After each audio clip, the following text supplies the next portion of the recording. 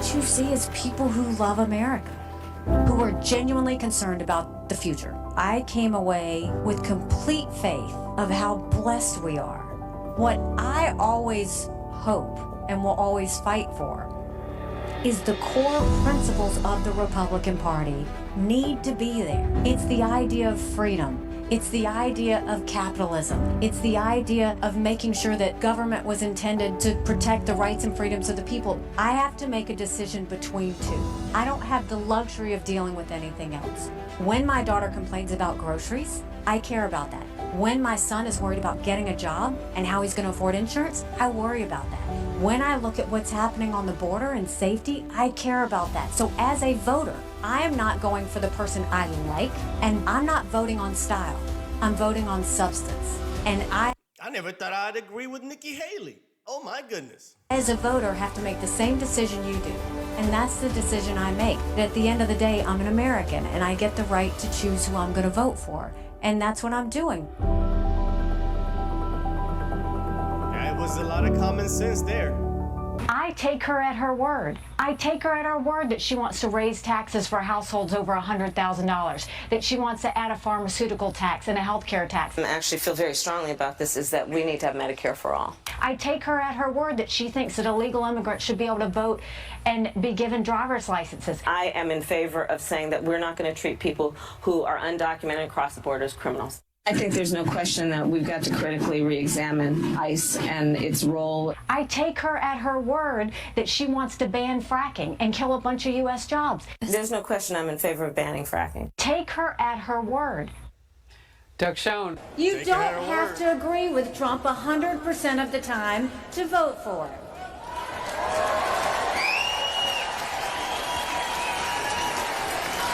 Take it from me. I haven't always agreed with President Trump. But we agree more often than we disagree. And let me remind you, Kamala had one job, and that was to fix the border. Now imagine her in charge of the entire country.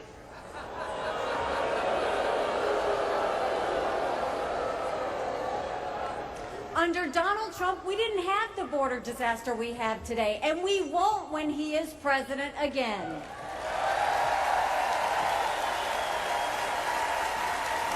Absolutely. I think that, as my colleague pointed out, it is razor thin, and so every vote counts. Now, what I will say is you'd rather be Donald Trump than Kamala Harris right now. For the first time all cycle, Real Clear Politics reported yesterday that Donald Trump is leading in every single battleground state. His numbers are better than they were this time in 2016 and 2020. So he definitely has the momentum. Absolutely. Use Nikki Haley, use whoever you can, whatever surrogate you can find to go out there and press the case. I think that this caravan we're seeing at the border highlights that issue once again. I think that again, female voters that they're targeting right now and should be targeting, they care about border security. They care about the economy. Kamala Harris's best pitch is on one issue that's not moving the needle for her. People are still not sure where she stands. And I have to kind of laugh about, that one issue is abortion.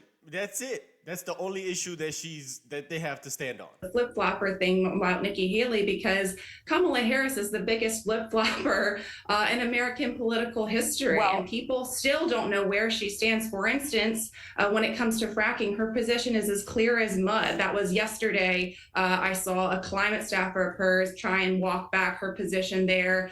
Pennsylvania is not looking good for Kamala Harris. Neither is North Carolina. I can't believe she's not on the trail today. I think that's going to come back to bite her. Said that Nikki Haley wants I've seen that in Pennsylvania. There's a massive group of Amish that's supporting Trump. And then in Michigan, there's a massive group of Muslims that are supporting Trump. It's over for Kamala. It's over. It's over for the Democrats. Nemesis in the primaries could join him on the trail. She's done a robocall for him. She's recorded robocalls on his behalf. But if the Trump campaign deploys her, what kind of voters could that help with, and where do you think that they'll use her? It will help with younger women because Trump is doing so well among older men. It'll help in these swing states. And Nikki Haley brings interest, brings attention among independents, among swing voters. There aren't many left, but what is left, they will listen to her. And it'll be a surprise because she has been so challenging of him, so negative towards him up to now. It's a very smart strategy, but in the end, it's not going to be the surrogates. It's going to be what they say and how they say it in the last 48 hours that will determine these final votes.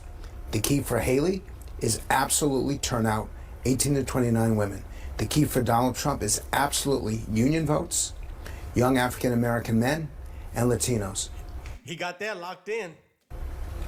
It's too close to call right now. Who does better with those groups is the one who gets elected. I think if Nikki Haley comes out and takes a blowtorch to Kamala Harris, I do think that people who are wobbling, that might be effective. I think Nikki Haley matters in this country. Too. I think she matters. I prefer her to stay home. Well, Maybe in the closet. But Cheney, I'll tell you that, all the chatter is about Donald Trump going to McDonald's. And I have to say, at first you heard people talking about it and they were cracking up and saying, oh my God, he's going to McDonald's. But you have to look at it. The man loves McDonald's. He loves McDonald's, but you know what? That was a great moment for him. It was really a great moment because, one, seeing him in there, making fries, being taught something, going out, even though these people didn't actually place orders, they were giving them food away, but being able to connect with people like that, those images were fantastic. I think, Nayland, what'd you think about it? I thought it was genius. I thought it could have gone either really bad or really good, and they struck gold when they did that. I think it was really likable, and no matter how the Dems try and spin it, you can't make it out to be a negative thing. Everyone loved it. Also kind of crazy. I keep seeing these things that are fact check. Donald Trump does not actually work at McDonald's. Right. It's like, to your point, the media. Oh, well, yeah, no shit. They kept saying, oh, it was staged. Oh, this was planned. Well, no shit. You think he just popped up randomly, especially after all of these assassination attempts? You think Donald Trump is just going to pop up at a random place with no security check, no guard rails set up? Are you crazy? Yeah, of course it was set up. Of course it was planned. Fact check, Donald Trump never worked at McDonald's. Yeah, we knew that. But we know Kamala also didn't work at McDonald's either. Don't try to distract us. Media is just so ridiculous and out of touch. Right, exactly. But I think right now, as you look in the presidential election, people want to feel like they know you. Right. Like I felt that on the campaign trail. Like they wanted to know who my kids were. They wanted to know who my husband was. They wanted to know what I did on a Friday night. They wanted to know what you do for fun, all of those things. And Donald Trump is personable. If you meet him in person, he is personable. And I think anytime a candidate does something like that, you can tell whether it's genuine or not. The same thing with him attending the Al Smith dinner. I've done the Al Smith dinner. I think I did that back in 2019 when I was ambassador. It is a great way for people to see what your real personality is. And make fun of yourself. That's why Kamala didn't show up. She has zero personality. She is not likable. She's not funny. The Al Smith dinner would have been a disaster for her because the jokes that would have came out of the jokes that she was going to try to tell would have been crazy. She would have been mocked. And she would have just been out there giggling the whole time when nobody was, laughing at the jokes that she tells. I guarantee you that's why she didn't show up. She's not likable. Her personality is just not there.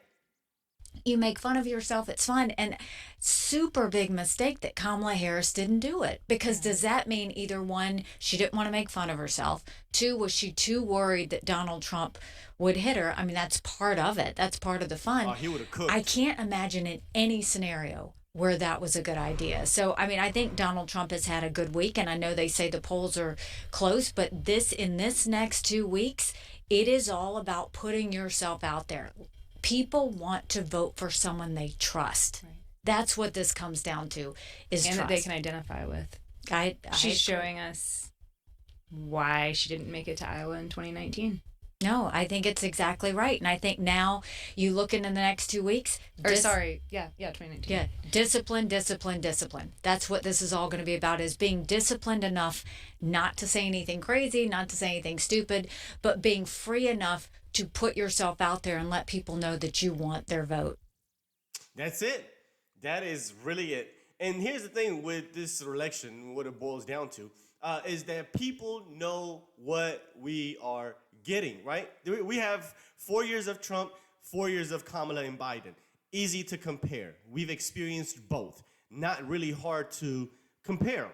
And then if you just want to, I guess, take responsibility away from Kamala and say, well, it was Joe Biden. Well, she said that she wouldn't have changed anything that Joe Biden did. And he also said that she was part of the decision-making in consequential decisions that were made.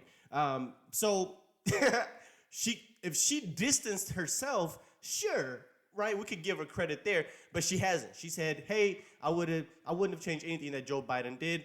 Therefore, it is easy for us to compare the Joe Biden-Kamala administration and the Donald Trump administration. That's really what it boils down to, and people are not stupid. So let me know what you guys think. Let's talk about this video in the comment section. Peace.